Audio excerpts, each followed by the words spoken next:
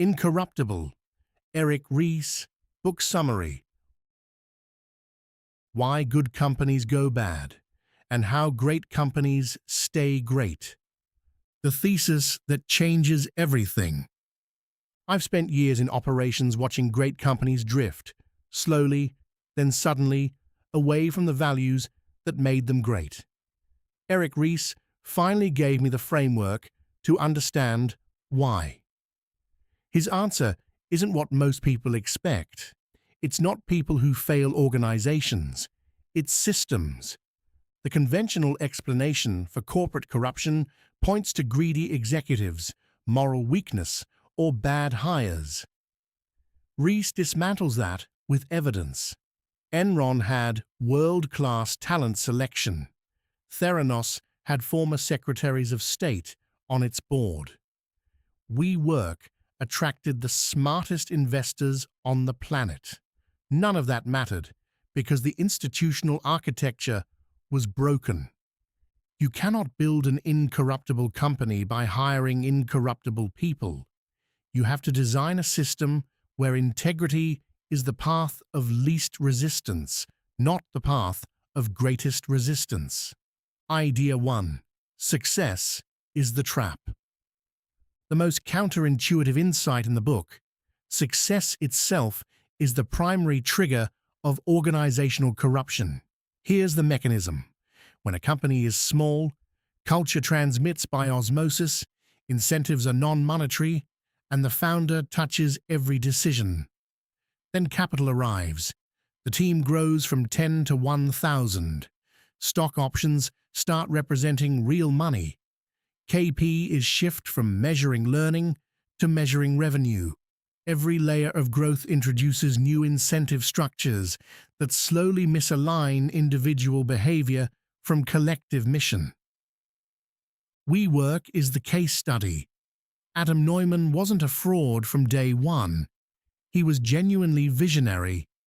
But when SoftBank injected $4.4 billion at an inflated valuation, the system rewarded burning cash, expanding recklessly, and concentrating power. Neumann responded rationally to the incentives the system created. The collapse was structural, not personal. Idea 2. The 4 systems that determine everything. Ries identifies 4 structural systems that determine whether an organization stays intact over time. 1. Ownership and governance. Who holds real power, not org chart power, the ability to stop a bad decision, replace a leader, or protect the mission when short-term pressure hits. Dual-class share structures can enable long-term thinking, but concentrated power with no checks creates fragility. 2. Incentive structure. People don't do what they say they'll do. They do what their incentives reward. Temporal misalignment, rewarding quarterly results while consequences land years later, is the silent killer of organizational integrity. 3. Multidimensional accountability. One-dimensional accountability to shareholders only is structurally corrupting. The German co-determination model, benefit corporation structures, and independent mission audits create the checks that declarations of values never can. 4. Decision architecture. How is power actually used day to day? Incorruptible organizations define which decisions are reversible versus irreversible, create formal channels for structured dissent, and document the reasoning behind decisions, not just the outcomes. Idea 3. Successful versus durable. This is the distinction that cuts deepest for me as an operations professional. A successful company hits impressive numbers for 5 or 10 years. A durable company preserves its mission, integrity, and capacity to create real value across decades through leadership changes and market disruptions. The cases Ries studies reveal a pattern. Patagonia didn't survive 50 years of environmental commitment because Yvon Chouinard was especially virtuous. He transferred ownership to a trust structure that makes it literally impossible for a future leader to sell it to investors with different objectives. Berkshire Hathaway's decentralized holding structure and long-horizon incentives produce ethical consistency as a byproduct of design. The Mondragon cooperatives align employee and organizational interests structurally, not aspirationally. The common thread: none of these companies relies on personal virtue as the primary integrity mechanism. All of them engineered systems where integrity is the default output, not the heroic exception. Idea 4. The founder as legislator. The dominant cultural narrative casts founders as visionary heroes, people whose will and genius pull the organization into the future. Ries respects that, but identifies its structural flaw. Companies dependent on the personal virtue of one exceptional leader are exactly as fragile as that leader. The alternative is what he calls the founder as legislator. Instead of asking, "How do I make better decisions?" the question becomes, "How do I design systems that make good decisions even when I'm wrong, when I'm gone, or when circumstances change beyond what my original vision anticipated?"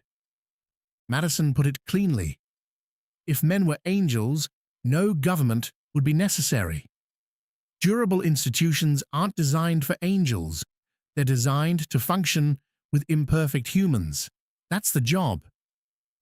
Write the organizational constitution while the company is small and values are easy to maintain. Design the board as a real accountability mechanism, not a rubber stamp.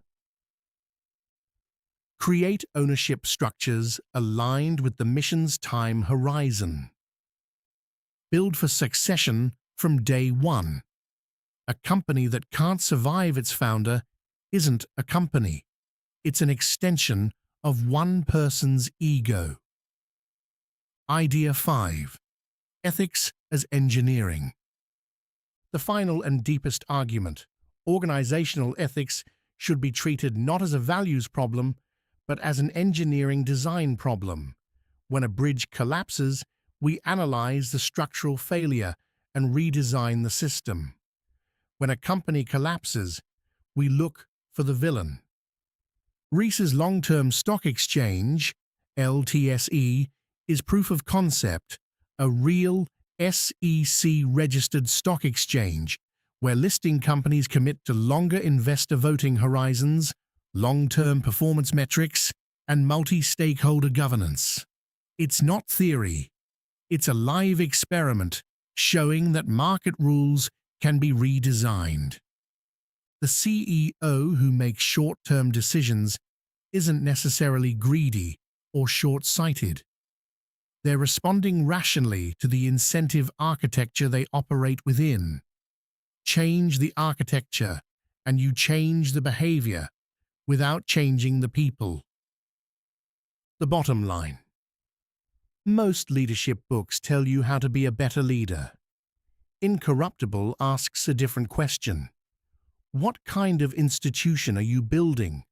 Not what kind of leader do you want to be, but what kind of system will you leave behind when you're wrong, when you're gone, when the pressure is highest? If you lead anything, a team, a department, a company, read this before your next governance decision.